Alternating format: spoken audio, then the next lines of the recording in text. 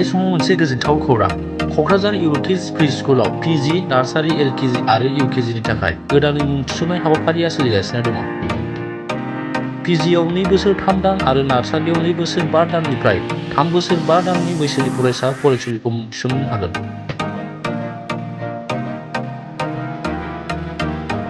Eurokids pre स्कुलआव फोरोंनायजों लोगोसे play and learn, Eurokids, Euro music, craft and art, dancing, एबेकास creative thinking बायदि सोलोंथायखौ फोरोंनाय जायो।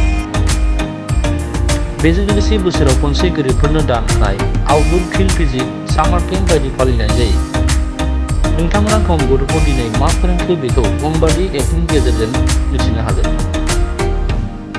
आबुङै मिथिनो थाखाय नोंथांमोना 7896983707 नैबे जानबुं नम्बराव सुलाद लानो हागोन।